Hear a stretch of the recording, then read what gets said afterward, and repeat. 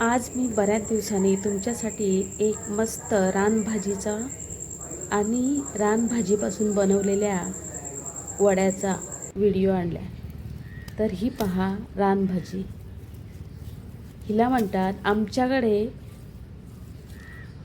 कोवाळीची भाजी बोलतात, काही ठिकाणी फोडशीची भाजी बोलतात. कोकणामध्ये हिला फोडशीची भाजी बोलतात, आमच्याकडे कुळी भाजी बोलतात याला.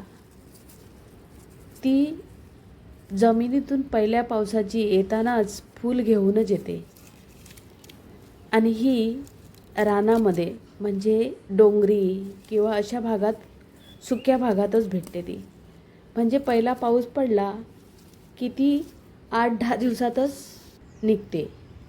सगळीकडे तीच भाजी आहे, पाहू शकता तुम्ही, रानभाजी.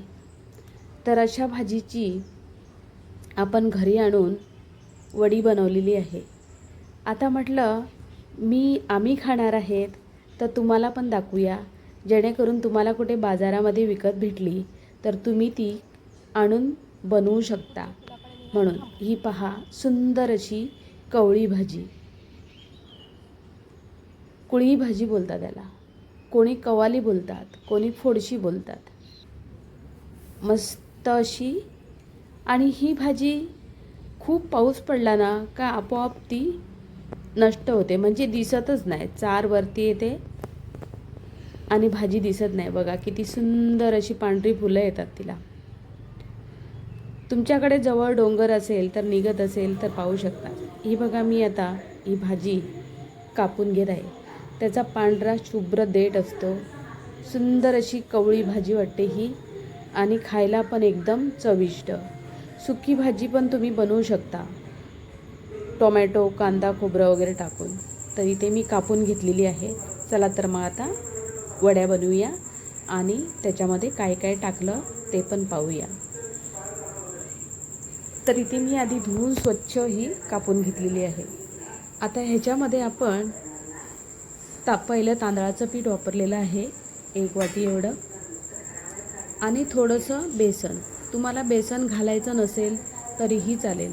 नुसत्या तांदळाच्या पिठामध्ये पण खूप छान होते, एकदम कडक, खायला सुंदर आणि खुसखुशीत. इथे मी घरचा मसाला घेतलेला आहे, हळद घेतलेली आहे, चवीनुसार मीठ टाकलेलं आहे. आणि आता इथे थोडीशी चव वाढवण्यासाठी वडीची साखर टाकलेली आहे. कापलेले 2-3 कांदे मोठे, आणि इथे हे बारीक वाटलेलं मिक्सरमध्ये ओला नारळ, हे सर्व आपण मिक्स करून घेऊया. खूप काही लागत नाही हो याला, खायला पण एकदम चविष्ट लागते आणि थोडेसे घरच्या जिन्नसामध्ये पण होते. ह्याच्यामध्ये खोबऱ्याऐवजी तुम्ही शेंगदाण्याचं बारीक कूट करून टाकलं तरी अप्रतिम लागतात या वड्या. हे असंच तुम्ही उकडवू पण शकता तुम्ही, आपण उकडलेली भाकरी करतात तशी. तर आता मी मळून घेतलेलं आहे पीठ पाणी टाकून.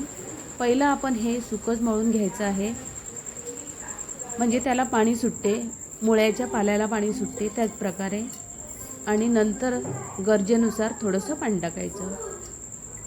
आता इथे तेल टाकून घेत आहे मी पेनमध्ये. तर आपण हे तळून घेऊया वड्या. खूप जाड पण करायचे नाही आणि खूप पातळ पण करायचे नाही. वडी एकदम खायला एकदम खुसखुशीत लागते. खोबरं किंवा शेंगदाण्याचं कूट टाकायलाच लागेल तुम्हाला, त्याशिवाय या वडीची चव वाढत नाही. तर बघा किती मस्त कलर आलेला आहे.